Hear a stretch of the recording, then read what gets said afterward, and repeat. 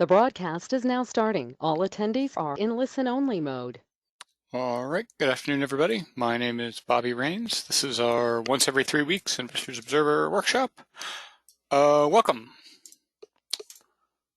All right, here is our agenda for today. As most of you probably received emails about, and some of you have probably seen on the website, Investors Observer now offers cryptocurrency analysis. We'll go look at that, see what that looks like in just a second. And then we will go through pretty much our regular agenda in terms of charts, kind of what else is happening in the economy, what's hot right now, and then the rest is essentially time for Q&A. So if you have questions now, you can put them in the question box. If you have a question when I'm talking about something, you can ask it then. I usually keep an eye on the box there so you can, sometimes I, get to the questions in the moment. Sometimes they hang out to the end, but yeah, don't be shy about putting questions in the question box. As always, you can send questions in ahead of time. A lot of people just respond to that invitation. Other people send us an email and say, hey, can you talk about this in the webinar? Either way is fine. They all get to me. So yeah. All right, let's break out of these slides and go look at cryptocurrency. Yeah, right here on the main navigation. So if you're on the stock dashboard, your portfolio, wherever you are, cryptocurrency lives here now. It looks, there's some differences between this and the stock dashboard. We have some of the same things in terms of top 5 lists, right? Like here's your most searched cryptocurrencies, what's up the most today, what's down the most today, things with a very bullish sentiment score, which is essentially the same underlying process as the stock sentiment score, but just applied to cryptos. What has high volume today, low volume, things where there's not a lot of volatility, things where there's a lot of volatility. You can add cryptocurrencies to your watch list. We also have this market overview here, which has, right, these are the largest cryptocurrencies by market cap, and you can see the volume today in dollars, the change over the last 24 hour, change over the last hour, change over the last 7 days. So if we go to the page for any one particular currency, you can see we keep this ticker bar across the top. This is the crypto market. It's cap weighted. Every coin we have data for, right? Cap weighted average of every coin we have data for is down about 0.75% today. Again, all of these are cap weighted, so the sentiment here is bullish. Volume is basically normal.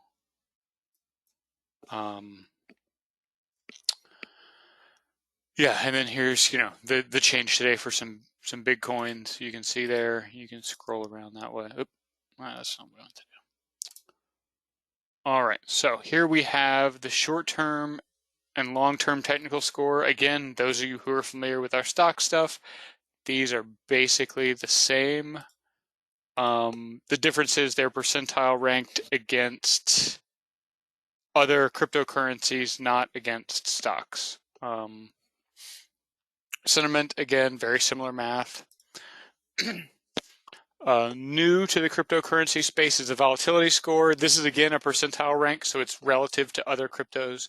Bitcoin is relatively less volatile, whereas if you look at something like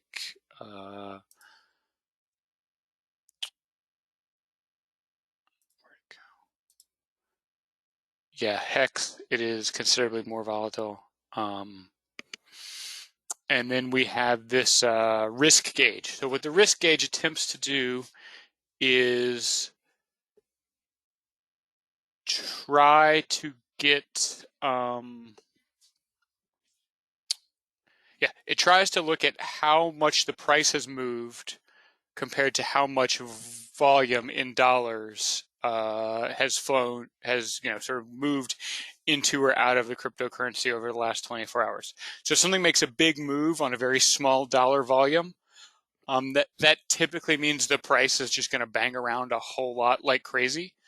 It also potentially opens that currency up to what's known as a wash sale, where essentially some unscrupulous actor can buy cryptocurrency from themselves for some crazy price. You could do that in very small amounts and raise the price, and then a bunch of other people might see your currency, the price has gone up, and say, "Ooh, this one's going up, we should jump into it," and then then the dump happens. So that's the sort of thing the risk gauge is trying to measure. So at one end, you'll have things like your stable coins, your Tether attempts to stay at worth roughly $1. The price doesn't move very much. There's a lot of dollars flowing in and out. Very low risk. Also, the price is almost always $1. So you're not really going to make much there, right? You can see the risk gauge and the volatility are about the same there. Whereas if we look at something like SHIB coin, Shiba Inu, it scores a little higher on the risk gauge and also higher in the volatility. It moves around a lot. And then you can go and find some stuff. I'll talk about this piece of the page in a second. That one doesn't have a super high score.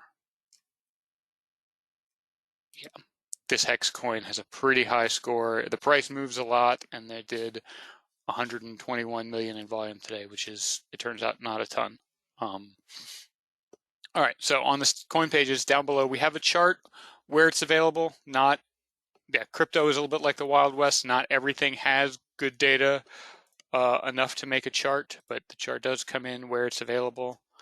And then down here, so sort of similar to sector and industry, we divided tokens into some groups. So a coin, this is a token, but something like Bitcoin.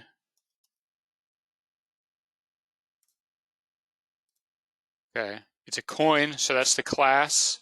This is essentially something that exists on its own blockchain. So Bitcoin, Ethereum, those are coins. These other ones down here, Binance Coin, Solana, Cardano, those are all coins. And then we divided the coins into subclasses. So Bitcoin is attempting to be money, which is essentially what Ripple and Doge are also doing. And some of these others. There's several other subclasses under the coin space, and there's also subclasses under crypto. And then, so once you do this, then this control essentially controls how they're sorted, right? So these are the top digital monies by market cap. If you want to look at volume over the last 24 hours, it turns out market cap and volume are pretty highly correlated. They don't change a ton. Or you can find the ones with the highest sentiment over the last 24 hours like that. The highest sentiment as of right now. So yeah, and then over here, there's a little bit more about the currency. You'll notice in some cases, some of these things are blank. That's because for some cryptos, there is not good data. We have these descriptions for as many places as we can, link to the official website for as many of them as we can. Again, a lot of times there just isn't good data. So yeah. All right. So that's cryptocurrency at Investors Observer. Check it out. Charles, I also get asked to upgrade to premium for more news on that page.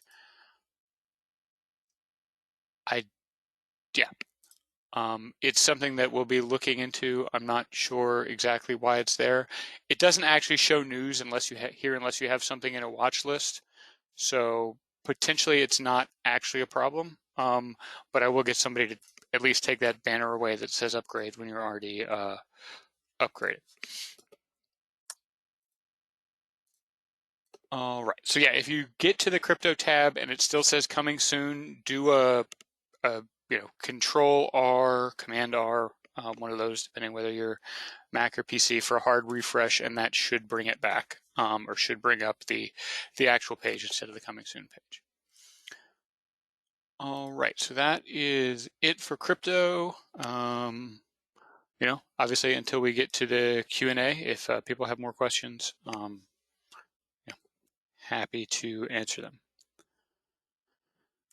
All right. Let's look at some charts. All right, so the S&P 500 is down since we last talked. I think we last talked somewhere in this area.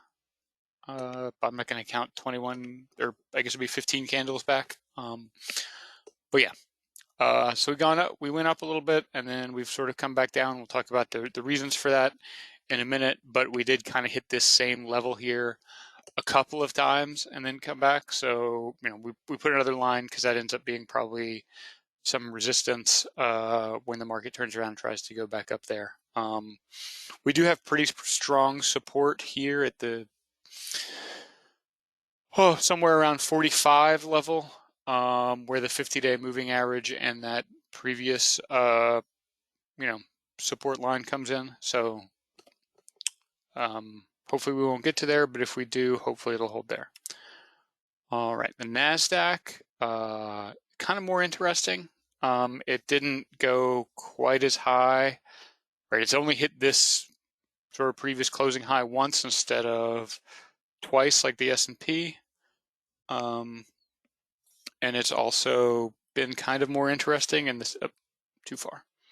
Yeah, the S&P is really much closer to sort of a recent low, whereas the NASDAQ has these big red candles, but is kind of higher than it was a couple of days ago, which is, let's just call it interesting. I don't have a ton to say about it at the moment.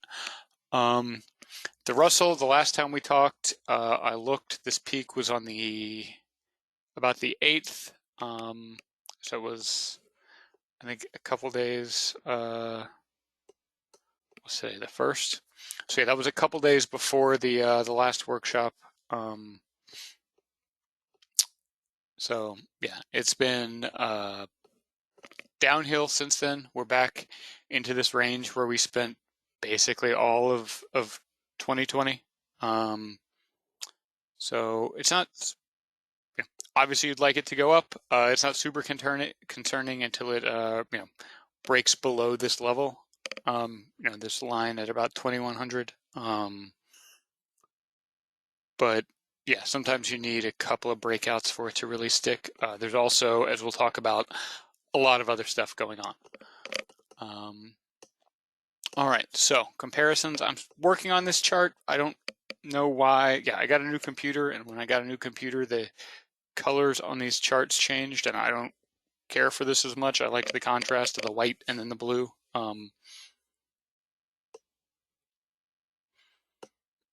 But yeah, you'll notice here that the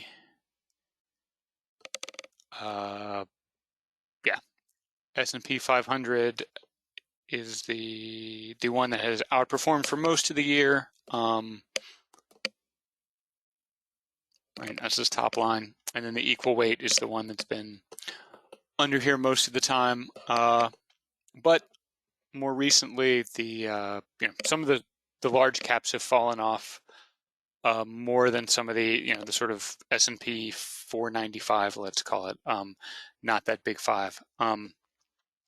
So that's kind of interesting in the sense that a sort of broader base has been working here, but even so, it hasn't been smooth sailing for everything. But still, we're up, let's say, 26, 27% for the year, which is pretty good, historically in terms of average performance. So that's nothing really to sneeze at. All right, growth versus value. Yeah, the recent trend here has been toward the value side of things. At least value is getting killed less, let's say. Growth has really struggled, and we'll talk about some reasons for that in a minute.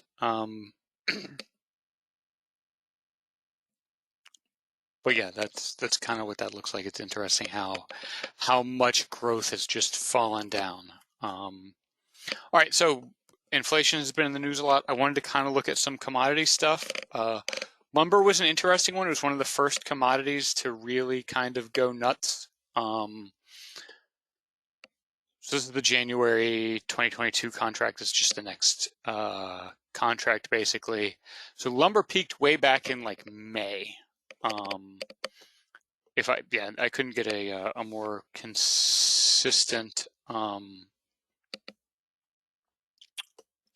For some things, Thinkorswim gives you a rolling set of contracts for lumber. For some reason, it doesn't. But yeah, lumber peaked quite a bit, and then it was down, and now it is, sort of coming back up again. And even when it was down, it was above, sort of historical lows, but it's not where it was. And I'd be kind of surprised if it got back to here, just because this was such a crazy number. Crude oil, again, has been falling for a while, right? That peak was before the peak in stocks even. So it's been steadily falling, and from 85 to 65 is a pretty big move in percentage terms. There's obviously a lot going on there in terms of a couple countries opening up their strategic reserves, and also, new virus stuff and travel bans presumably pushes down on demand for oil. But that should sort of help the inflation situation, right? Like, oil now is cheaper than it was in June when nobody was complaining about the price of gas. This is the Bloomberg Commodity Index. It's a pretty broad index. Again, the peak was back in late October, and it's fallen off quite a bit since then. And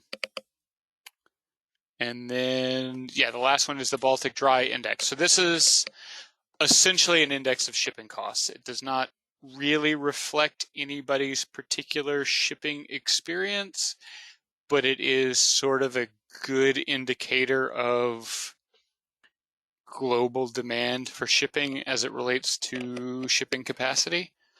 And it's well down from the peak. All which is to say that it seems like some of the pressures on prices should be easing up. All right, so what else is going on? I think since last week, we seem to kind of be in a spot where the virus is back in charge a little bit. It's really too early to say anything about the Omicron variant and how it's going to affect stocks or the economy, because I think there are too many things we don't know about the effects of it.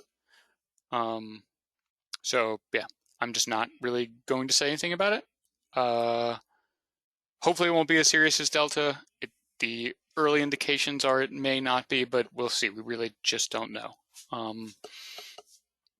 Aside from that, the Federal Reserve, or more generally guesses about what the Federal Reserve might do, is really what's been driving markets lately. Powell said earlier this week the taper could go faster than initially announced. The market seemed to be very surprised by that, or at least wasn't happy that he said that, but we kind of already knew that. And the thing about the taper is it's really sort of it's just a process, right? Like, the reason the market cares about the speed of the taper is not because the market's very concerned with exactly how many assets the Fed is buying every month. It's that there's this general sort of understanding that the Fed won't start raising interest rates while it is still buying bonds. And so the rate hike window opens when the taper stops, or at least when the taper is over. I guess they could stop tapering it in the middle if they wanted to for some reason, and that wouldn't open the rate hike window. But that's why everyone cares, is essentially that rate hike window. The other thing about inflation, we looked at all those commodity prices because I knew I was going to talk about inflation here. But a lot of the stuff is really just a weird mix of supply and demand, right? There's no interest rate that unloads boats faster or gets trucks to where they need to be, right? That's not a thing that the Fed is going to fix. So some of this is just sort of a thing where it kind of has to work itself out, and there's nothing the Fed can do. Inflation is obviously driving the Fed policy, though. That's right. I think the CPI came in a little higher than they expected. I think that's why they're, seriously going to consider tapering a little bit faster at the December meeting. But as we just looked at on those charts, inflation may have peaked for, or at least, prices may have peaked for some number of things, at least in the commodity space. Obviously, it takes a little while for those things to sort of trickle through the real economy. But it may have peaked for a number of things. The virus remains kind of a big driver there, just because there's a lot of things that can happen, right? Like, some of these shortages we're seeing are related to shutdowns of factories because of the virus. Others are related to, a lot of the automotive stuff is automakers expected a big, long-lasting recession, and they didn't get it. And so they either didn't order chips or canceled chip orders. And now people, the economy is relatively better than they expected it to be. People want to buy more cars than they thought they would, and they don't have the pieces to make them because they didn't order them.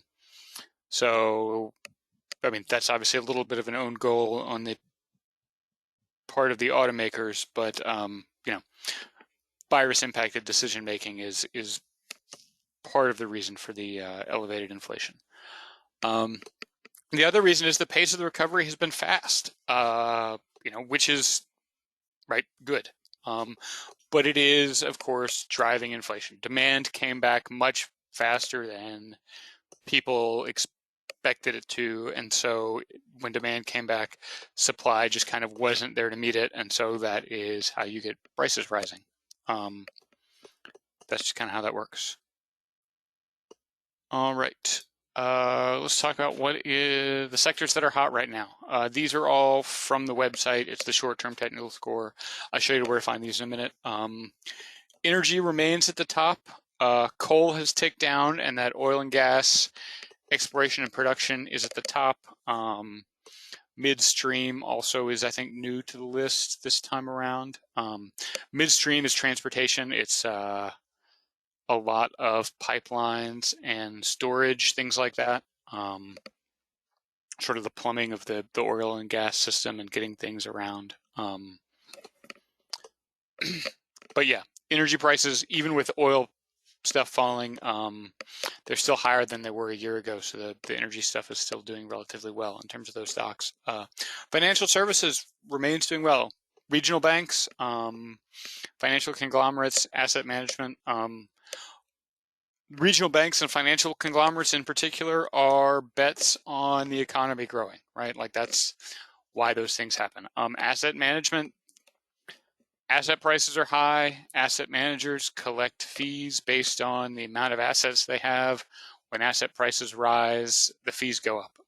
It's pretty much as simple as that. So, yeah, I think that's why asset managers are probably there. Also, there's a lot of stuff like exchanges and things like that that are in the financial services space that aren't necessarily asset managers directly, but some of them may be a little bit ancillary to that business. And so they're doing pretty well too. Real estate remains a pretty strong player. The industrial REITs on top now. A lot of that is stuff like warehouse space. Again, right? Like shipping and supply chains are a big deal. So warehouse space and some other storage stuff are big in terms of that. Also, people are trying to increase production of things onshore to get around shipping delays, things like that. All of that is in the industrial REIT space. And then it's residential and retail.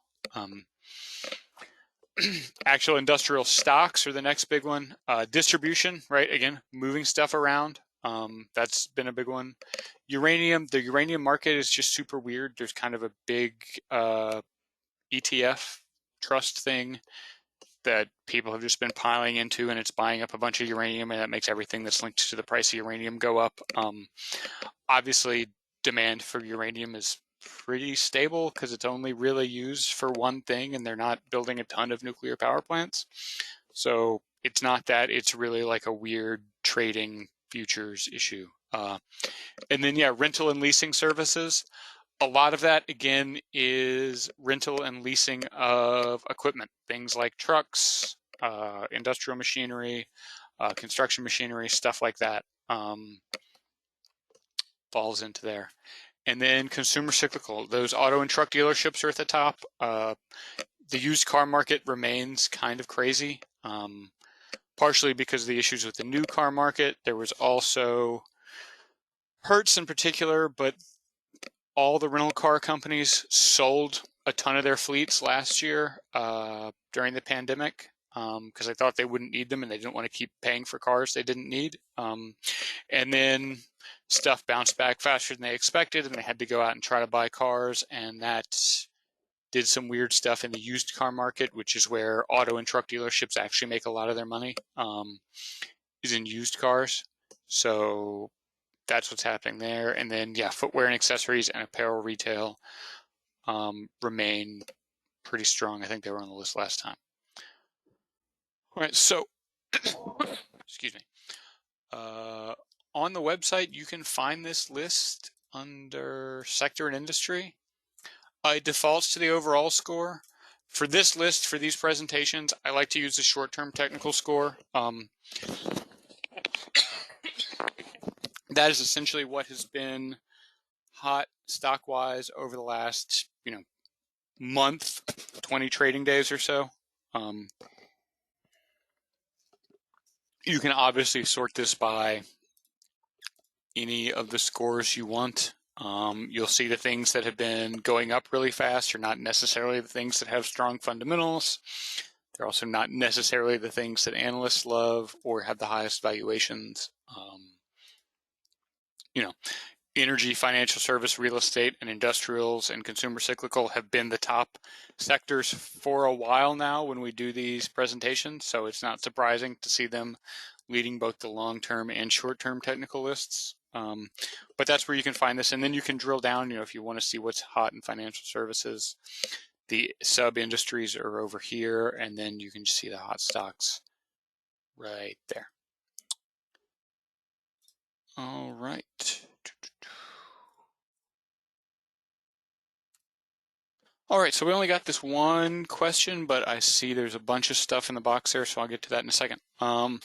Thomas said, given the ever-changing course of events and interest rates on the rise, how should your portfolio be allocated between cash, bonds, equities, dividend-paying stocks, or some other equity grouping? So the reason to have a big diversified portfolio is so that you always have a piece of whatever is working.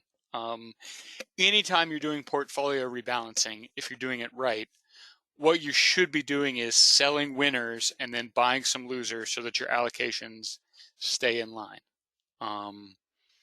This keeps capital positioned sort of appropriately for the next cycle. If you have just to think about a stock and bond portfolio, if you have a period where stocks way overperform, that 60-40 or whatever your ratio is going to be really heavy in stocks and then not so heavy in bonds.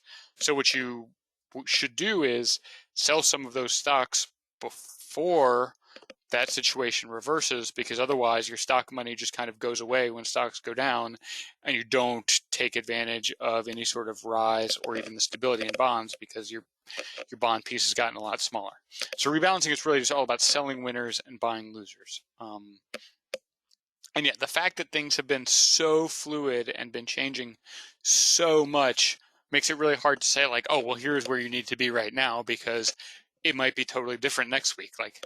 Last time we were talking about small caps breaking out, inflate, a lot of those commodity prices were still at or near their highs. None of that's the case 3 weeks later. So, trying to be positioned exactly right for what's about to happen is basically impossible. So what you really want to do is sort of be positioned correctly for kind of whatever might happen. The other thing I kind of want to point out here is interest rates aren't really rising. The 2-year yield is modestly higher since Powell talked about speeding up the taper. The 10-year yield is actually lower. So it depends sort of on what sort of borrowing you're doing in terms of whether or not interest rates are higher. It's hard to say this is a rising rates environment. It's certainly one where you should be cognizant of rising rates, which typically means, bonds are going to struggle. Bonds struggle with inflation anyway because they pay back a fixed dollar amount, whereas stocks, as we've talked about some number of times, tend to perform better in times of inflation, certainly than bonds, where you just sort of get eroded away. So yeah, there's that. All right, let's see here. All right, so Eric says, where can one trade crypto? A bunch of especially the like app-based brokers, your Robinhoods and Webull, and some of those offer some amount of crypto trading. I think a bunch of the others, your TD Ameritrade and some of those, offer trading of some cryptocurrencies. And then there's stuff like, I think you can trade cryptocurrency in the Venmo app now. I think Square's Cash App allows some crypto trading. And then, depending on how many cryptos you want to trade, something like Coinbase or Crypto.com, FTX is another exchange. It really depends on how much you want to get into it and how many hoops you want to jump through. If you want to trade the smallest, hardest to trade coins, it's obviously going to be harder to trade those. You're getting in earlier for whatever that's worth, though. Whereas, the big ones, if you want to trade Bitcoin and some of those, the regular brokers have that now.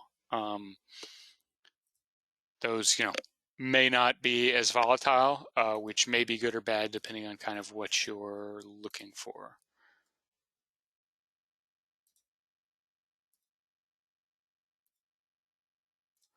All right, so Brian says he's new, and as he populates watch lists, he doesn't see a tab. Where will he find them? Yeah, so your watch list just kind of follows you around on the website. It shows up here on the stock dashboard. If you go to a stock page, it will be here. The same thing on the crypto pages, it's there. Go to coin page, it's there.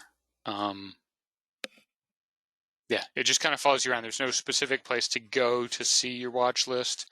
I think there is a tab on the mobile view of the site, just to make it a little bit easier because we have less horizontal real estate. But yeah, the watch list mostly follows you around. If you're a mobile first user, there is a tab on the, if you're using the site on your phone. Or in the iOS app, there's also a special section for watch lists. Let's see here. Yeah, Brian, if you have Plaid questions, the best way to handle those is to submit a ticket using the help button. Try to explain your problem, tell us, like what brokerage you're using, anything like that, and we can try to help you out that way. This isn't really a good venue for that. Max says, where do you find the charts? I'm not sure. Yeah, if you're talking about the charts I used in the presentation, I pull those from several different apps and websites, depending on what it is I'm looking for. We have this chart on the stock and some of the crypto pages. It comes from TradingView. TradingView.com is a decent place to go find some charts. I think they have some paid services, but they have some pretty decent charting tools they let us put on our site for free, and you can use it on their site for free if you want something that's a little bit more advanced but don't want to pay the full freight of another subscription. So Alex says, my dealer is in Canada. Can I enter my portfolio manually? No, not currently. We've talked about ways to let you enter your portfolio manually. It's currently not something we support. It may be something we support in the future. All right. What are your thoughts on? Oh, that's not right. Oh, that's because it's a coin.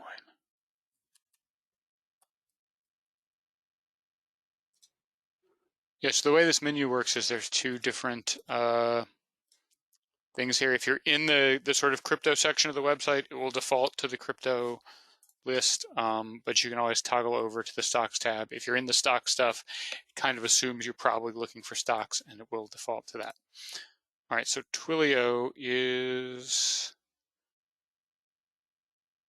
right. Twilio is this weird company that I hear about a lot, but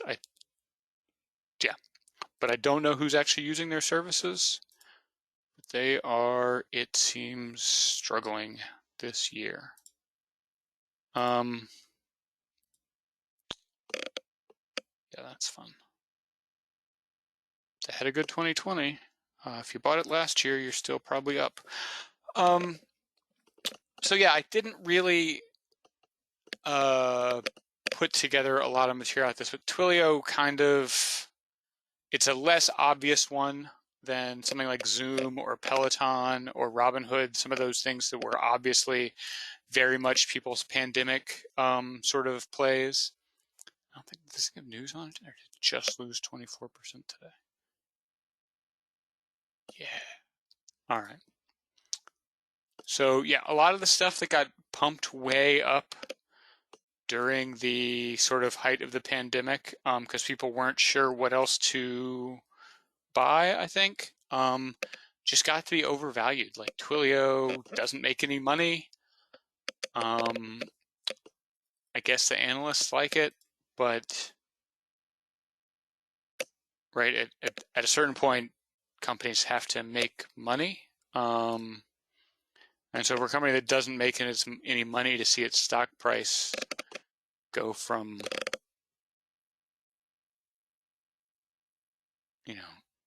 even pre-pandemic, it was at 130 and it went to almost 450 in the space of less than a year. That's pretty nuts. And yeah, I know everybody was working at home and the communications infrastructure got very important. But once you get to here, you're priced for growth, right? Like at this point, and we looked at that chart where value has been outperforming growth recently. At this point, you got to grow really fast for your unprofitable company to justify this kind of valuation. And by February of this year, right, like we've been doing this pandemic thing for a while at that point. Who's your new customer at that point, right? Like it's Zoom is a little bit more obvious example, and the chart looks pretty similar. They don't have 5 years of history, so it's not quite as squeezed, but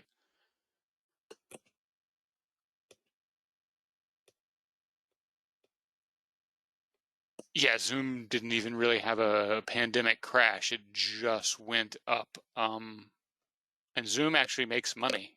But yeah, to go from about $90 pre-pandemic to 560, right? Like by October of 2020, how many people are going to buy Zoom in the next 6 months? That, like this price is based on people continuing to buy it at the rate they did over the past year to 6 months. Right? By October, we're 8 months into the pandemic? How many new Zoom customers are there at that point? There just aren't that many, right? You can't keep growing that fast, and that price is a price that says, hey, we're going to keep growing fast forever. And yeah, a lot of these things are starting to look like this. Peloton, totally different industry. Again, the chart is different because they've been around a different amount of time, but it's pretty similar in terms of they managed to peak in December as opposed to October, but it's a similar story. Everything's, the big pandemic plays are trying to look like this, which is interesting given that stocks are, have been shaky a little bit the past week or so based on a new a new coronavirus variant. It's a little bit interesting that the old winners aren't rising, but again, right, like who's buying a $3,000 exercise bike now because they're stuck at home in a pandemic that hasn't bought one over the last 18 months? There are a few, right? Peloton's still making sales, but the growth story just isn't there anymore. Like all of this was kind of bananas. You know, I don't know, maybe this is too low, maybe this is about right. But yeah, this is a story based on the company just continuing to grow at a rate that just didn't make any sense. Let's see here. Recommendations for puts. So if you are an elite subscriber, a covered call subscriber, the options dashboard will have some covered calls or cash secured puts in the personalized trades and the featured trades occasionally. But also you can go to the options screener, pick short puts as your strategy. And then it's just, screening, right? So if you want things that expire in, let's say, less than 37 days, you want a 15% annualized return, and you want to keep your maximum amount at risk below about $70 and overall score of 55. There you go. There's 258 of those today. Obviously, you can fill in more of this stuff here. If there's a sector or industry you like, you can do that. You can sort by the columns depending on what it is you kind of want to optimize for. Yeah, but those are the places to find those. Yeah. All right. Well, thank you, Douglas. That's very nice. Yeah.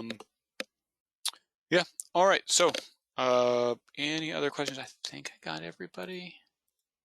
Go back through, but yeah, if you have any other questions, by all means, put them in. This session, like all of them, is being recorded, and we'll send out we'll post the recording on the website tomorrow and send a link to that as well.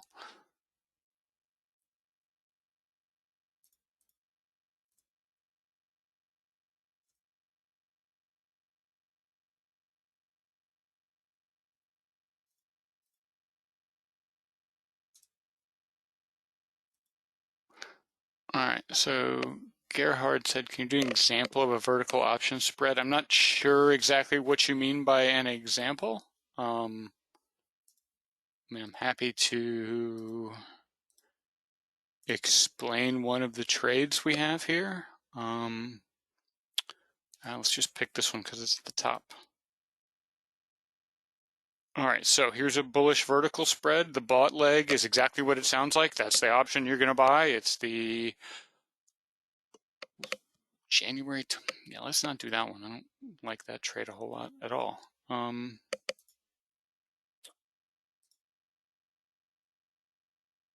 That's less bananas. All right, so here we go. Still with the bought leg. So yeah, Gerhard, we don't have bull call spreads typically.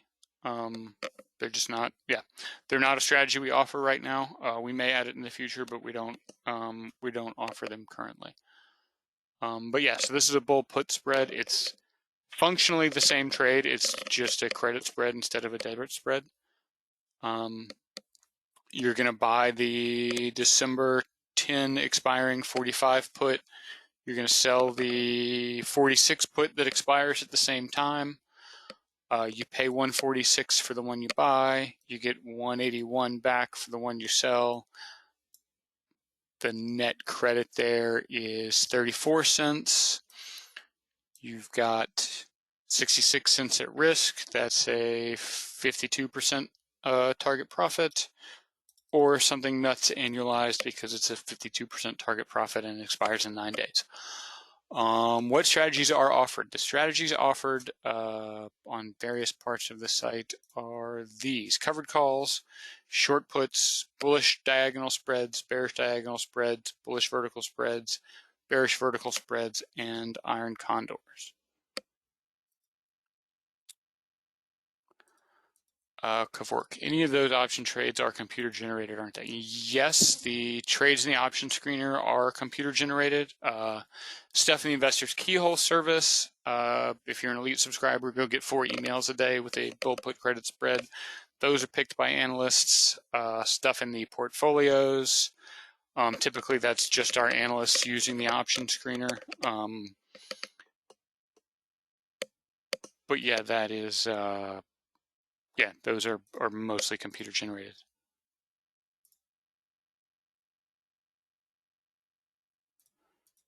So yeah, Kavork, like what,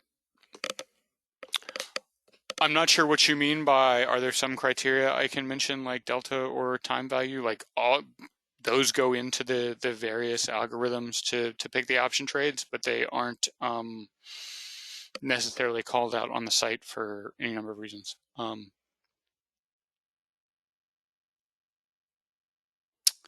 All right, so Gerhard said, do we offer a free trial? We do not. This is a stock trading service, right? Like we make money by selling a product. We don't think that giving it away for free is a particularly good business strategy, so we don't do that. You can, if you sign up and do not like it, get your money back in the first 14 days. But yeah, like capitalism suggests that giving your product away for free is not the best way to make money at it, and that's ultimately what we're here for. So we don't do that. So Mac, when you say on the stock screener, what do we consider short term? I assume what you mean is the where'd it go? Short term technical score, something like that. That looks at basically the last 20 days or so. It compares the last 20 days to, I believe, if I remember correctly, a slightly longer moving average. But it does, yeah, it's really looking at the last 20 days. So yeah, we have, Kavork, we have 7 different option strategies. There's 7 different algorithms that pick those. Really what we're optimizing for is trying to combine our stock scoring system. I mean, ultimately, all the option trades are a bet on a stock price in the future, right? So we try to combine the stock scoring system with what we know about options. And so, for a covered call, it's a lot about how do we feel about the stock, and then where do we think is the best place to put a strike price, to maximize the annualized return. And the reason we maximize the annualized return is because you can get a big dollar return by making a very long dated trade.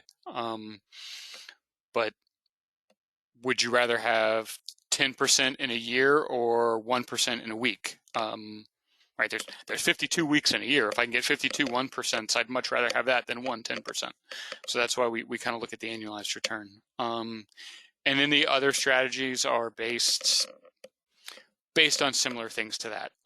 It's complicated. There's a lot of left parentheses all in a row in some of those things. But that's basically what we're doing, is trying to kind of take what we know about the stocks and make, these are all relatively conservative option trades. Some of them are less conservative than others. That really is a function of the underlying stock more than anything we're doing.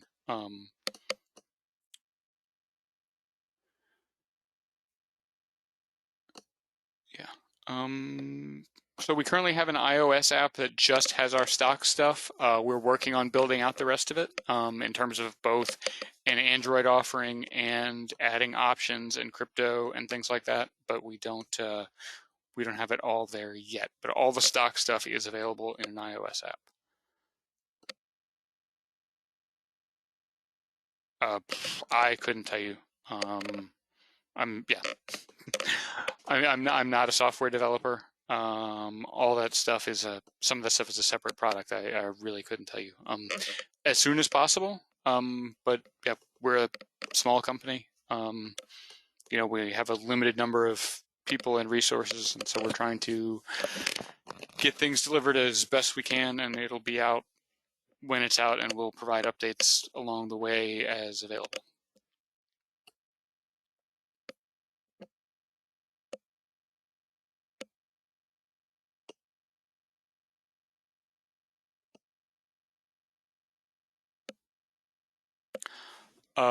I'm not sure exactly what you mean by success stories. We do have this reviews page that has a lot of testimonials.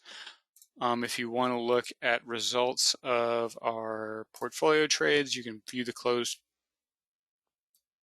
trades by going to this URL here, investorsobserver.com/closed trades. I believe it's also linked to from some of the marketing pages. We do not currently offer long option trading, so just buying a call or just buying a put is not currently a strategy we support. Again, a thing that we may add in the future, but haven't gotten to as yet. Again, thank you, Douglas.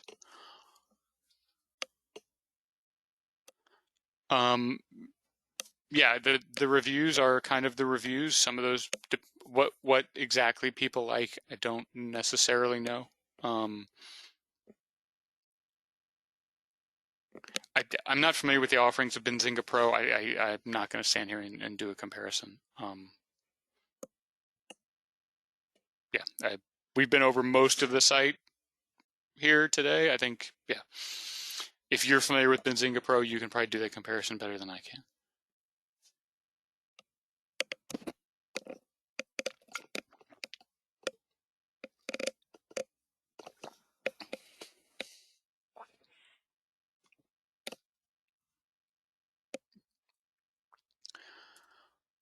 All right, I'm not seeing a ton of new questions coming in here.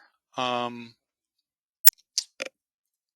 yeah, I'm going to go ahead and wrap up. Thank you all for coming. Thank you for subscribing to Investors Observer. Like I said, recording will go up sometime tomorrow. It'll get posted on the website. Oh, somebody did ask earlier where to find old workshops. They are in the personal finance section. We do post articles in here occasionally, but all the workshops are there. The new one will be here tomorrow. It'll probably be in the featured news section here on the homepage for a little while as well. All right. So yeah, thank you for coming. Thank you for subscribing to Investors Observer, and enjoy the rest of your day.